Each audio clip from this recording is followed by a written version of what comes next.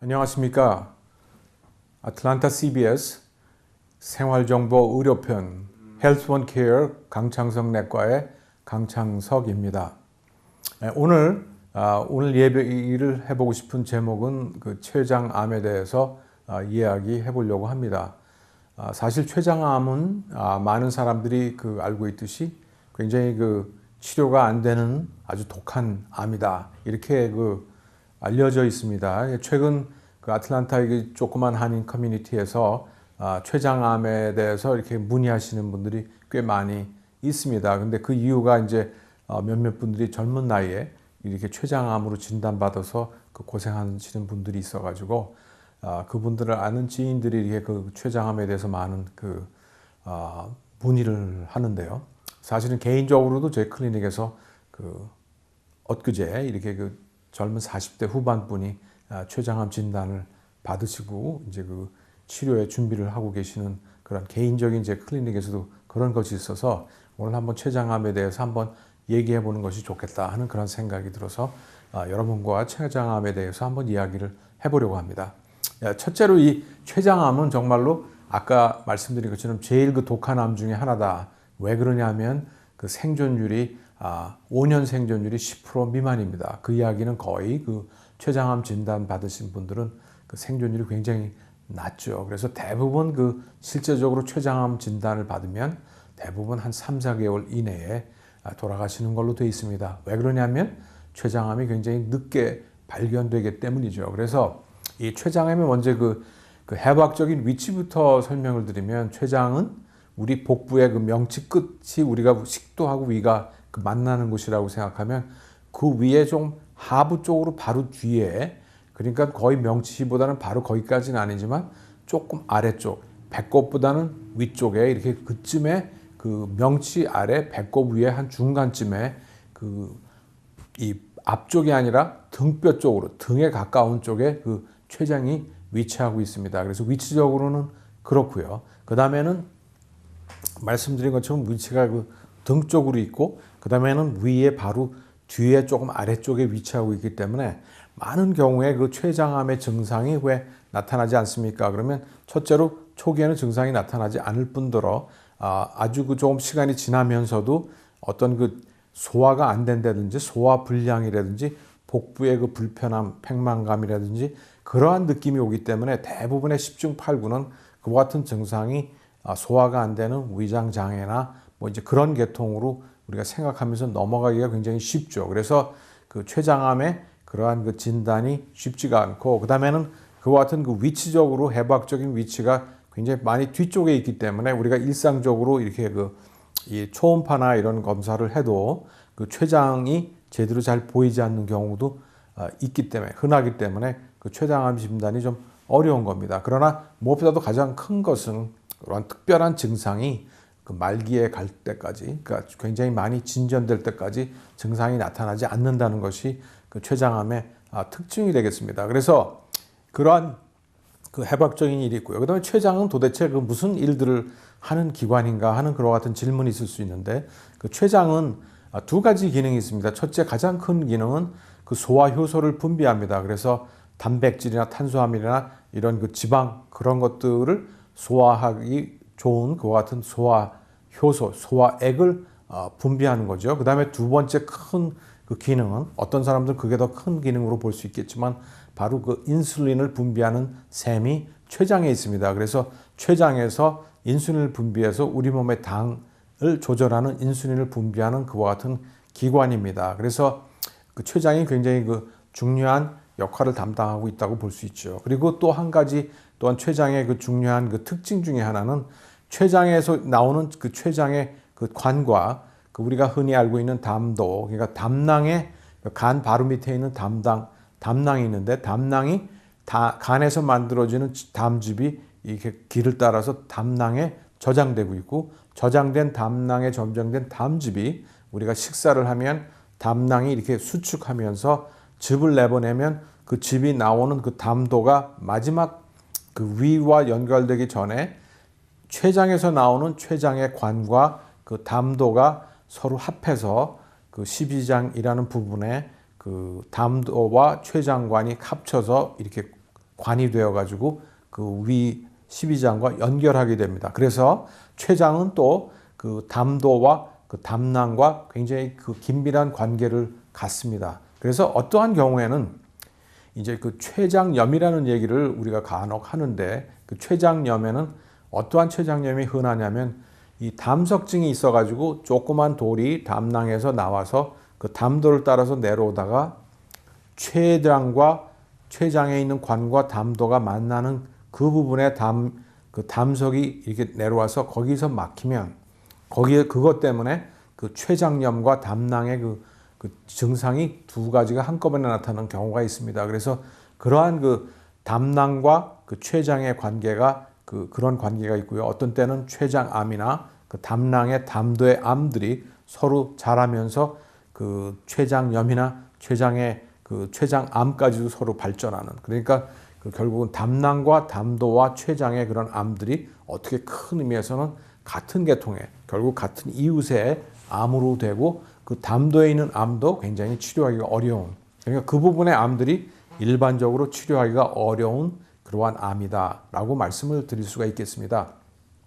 그래서 이와 같은 그 좀 진찰하기가 까다로운 이와 암이기 때문에 우리가 그런 증상도 확실하지가 않고, 증상이 진전되기 시작했을 때 우리가 가장 흔한 것이 그 황달이라고 볼 수 있겠습니다. 그 얘기는 조금 전에 말씀드린 것처럼 어떤 때는 그 담도로 나오는 돌이 막혀서 그럴 수도 있고, 어떤 때는 췌장에서 그 나가는 그 췌장의 관이 점점 암으로 커지면 결국 담도가 막히게 되죠. 왜냐하면 같이 마지막 부분을 공유하기 때문에 거기서 막히면 담즙이 더 이상 흘러나갈 수가 없기 때문에 황달이 되는 겁니다. 그래서 많은 그 췌장암 환자들 가운데에는 황달이 생기고 복부가 아프고 이러면서 병원을 찾게 되는 경우가 많은데, 바로 그러한 때는 이미 그 암이 굉장히 많이 진전되고 커져서 담도를 막고 담즙이 나갈 수 없을 정도로 막았다는 이야기는 굉장히 많이 진전된 경우죠. 그래서 많은 경우에 이런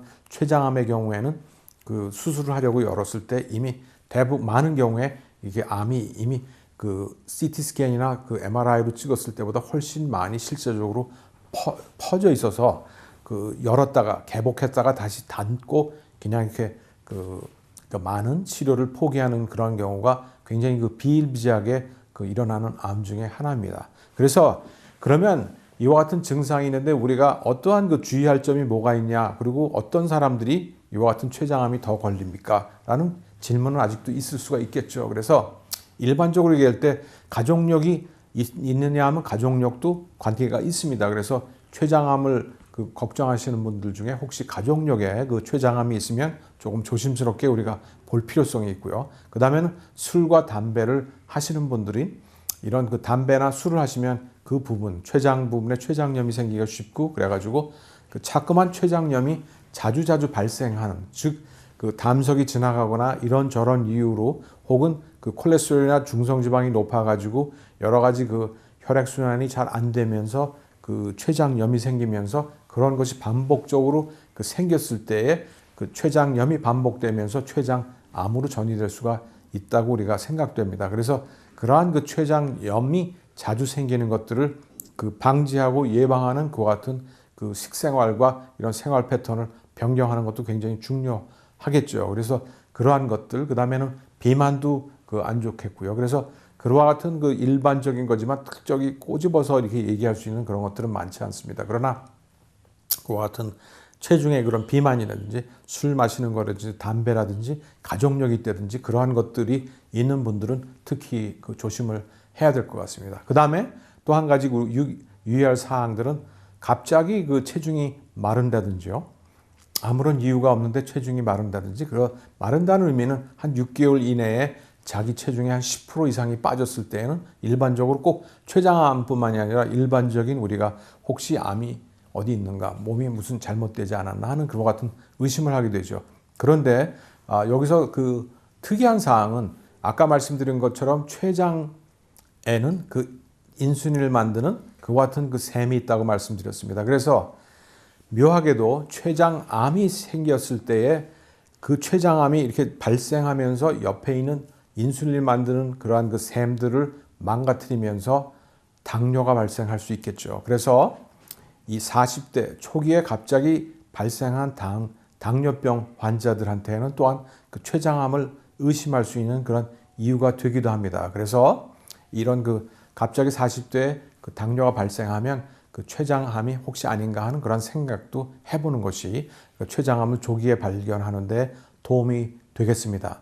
그래서 그와 같은 모든 것을 종합해 볼 때에 어딘가 이렇게 딱히 이거 집어서 할 수 있는 것은 아니지만 조금 복부의 증세가 이상하든지 체중이 준다든지 당뇨가 갑자기 생겼다든지 술을 많이 하시면서 계속 그 소화불량과 복부에 그 팽만감이나 불편함이 있어서 만성 췌장염을 그 진단받은 분들이라든지 그 중성지방이 높고 콜레스테롤이 높고 비만인 분들, 그런 분들은 그 췌장염과 췌장암에 대해서 특히 조심하셔야 되고, 이와 같은 것들에서 그러면 어떻게 진단하면 좋겠습니까 하면 요새 그 암 표지자 검사가 흔히들 하는데 그 암 표지자 검사 가운데 CA19-9, 그러니까 영어로 얘기하면 CA19-9인데 그와 같은 그 췌장암의 그 특정된 그 암 표지자 검사가 있긴 있습니다. 그러나 제가 말씀드린 것처럼 췌장암의 특정된 암 표지자 검사라고 하지만 또한 이것이 상승됐다고 해서 꼭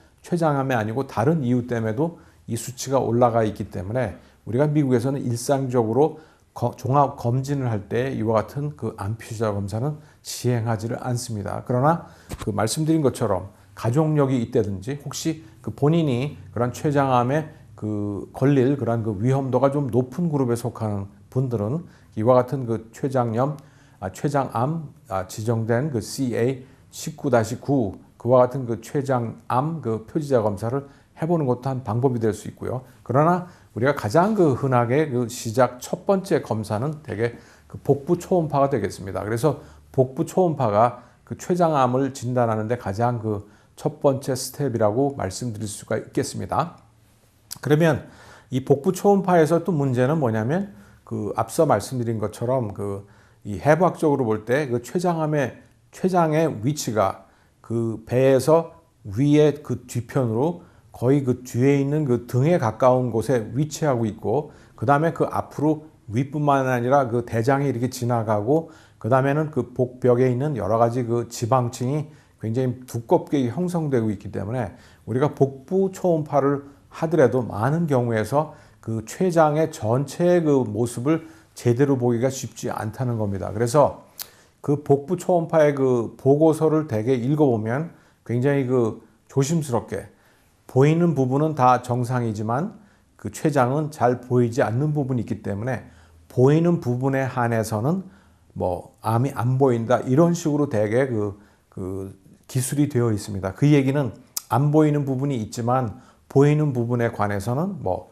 종양이 안 보인다 이렇게 얘기는 안 보이는 부분도 꽤 자주 흔히 있다라는 얘기죠. 그래서 이 복부 초음파에서 아무것도 안 보인다고 괜찮다는 얘기가 결국 췌장암이 전혀 완전히 100% 그 자신 있게 없다는 얘기는 되지 않는다는 사실입니다. 그래서 1차적으로 우리가 복부 초음파를 하지만 그 복부 초음파가 다 괜찮다고 얘기를 해도 본인이 환자 자신이 계속 증상이 좀 이상하고 의사로서도 그 환자가 계속 체중이 마르고 복부나 이런 그 소화기 계통의 그 증상이 계속될 때에는 그 다음 단계는 CT 스캔이나 그 MRI의 복부 간의 췌장에 그 초점을 맞춘 그와 같은 그 CT 스캔이나 MRI를 찍는 것이 그 췌장암의 가장 그 좋은 그 진단 방법이라고 말씀드릴 수가 있겠습니다. 그래서 그와 같은 그 진단 방법을 통해서 만약에 그 췌장암이 발견이 되었다 그러면 어떻게 할 수가 있는가? 그러면 이 췌장암이 발견되었을 때 그 발견되면 그 다음에는 가장 중요한 거는 어느 위치인가? 즉 그 머리와 몸통과 꼬리 부분으로 이렇게 길다랗게 되어 있기 때문에 그 머리 부분에 이게 관이 나오기 때문에 암이 어느 부분에 있냐에 따라서 그 예후가 달라지죠. 그래서 이렇게 보면 만약에 꼬리 부분에 있으면 꼬리 부분을 살짝 자르기만 해도 그 제거가 쉽지만 머리 부분에 그 암이 발생되면 바로 머리 부분에서 그 관이 나오기 때문에 그 머리 부분이 관이 나오는 부분이고 그 관이 나오는 부분은 그 담도와 만나는 부분에 가깝기 때문에 앞서 말씀드린 것처럼 그 췌장암의 암 중에 머리 부분에서 그 그 암이 발생하면 그 담도를 누르기가 쉽습니다. 그래서 그 초기 증상에서 그런 그 황달이 일어나고 아마 수술도 조금은 복잡한 그와 같은 그 진행 상황이 될 수가 있습니다. 그래서 그 췌장암은 어떤 정말로 그 CT나 이런 걸로 그 조직 검사를 해서 확인하는 것이 그게 있고요. 그 다음에는 이제 그 암의 위치가 머리 부분이냐, 몸통 부분이냐, 그 끝 부분이냐, 꼬리 부분이냐에 따라서 그 크기에 상관없이 위치에 따라서도 그 예후가 완전히 달라질 수가 있습니다. 그래서 그와 같은 거를 고려하면서 치료를 하게 되는데, 물론 가장 그 지금 특별한 치료 방법이 없기 때문에 췌장암에서 우리가 그 암 자체를 제거할 수 있으면 제거하는 것이 가장 그 최선의 방법이 되겠고요. 그 다음에는 우리가 방사선 치료와 그 항암 치료를 하게 되겠죠. 그런데 앞서 말씀드린 것처럼 이 췌장암은 대부분이 늦게 발견되고 위치에 따라서 굉장히 그 치사율이 높기 때문에 그 5년 생존율이 10% 미만이라고 말씀드렸듯이 대부분이 늦게 발견되고 그러기 때문에 그 생존율이 그와 같은 치료의 방법에 예후가 그런 반응이 별로 좋지는 않습니다. 그래서 이 췌장암은 그렇기 때문에 더욱더 무서운 병이 된다고 생각되고, 아마 저희가 알고 있는 그와 같은 암들 대부분의 암들 중에 가장 그 무서운 암 중에 하나가 아닐까 이렇게 생각됩니다. 그래서 그것을 뭐 우리가 흔히 상식적으로 하는 거죠. 암은 조기 발견을 해야 된다. 그래서 지금까지 말씀드린 거를 종합하면서 몸의 그 변화를 예민하게 그 주시하고 그 몸에서 나타나는 그런 증상들을 그때그때 이렇게 그 좀 생각해 보시고 조금이라도 의심이 있으면, 그리고 조금 자기가 그 췌장암이 걸릴 확률이 그런 좀 많은 비만이나 술을 많이 드셨거나 이런 그 담배를 피시고 가족력이 있고 이런 분들 중에 체중에 좀 증상이 이상하고 당이 이게 보이는 듯하면 빨리 주치의와 상의하면서 그 췌장암 검사를 받아보시는 것이 그 췌장암을 조기 발견하는 그와 같은 그 지혜로운 방법이 아닌가 생각됩니다. 그래서 지금까지 아틀란타 CBS 생활정보 의료편 헬스원케어 강상청 내과에서 오늘 췌장암에 관해서 말씀을 드렸습니다. 여러분 안녕히 계십시오.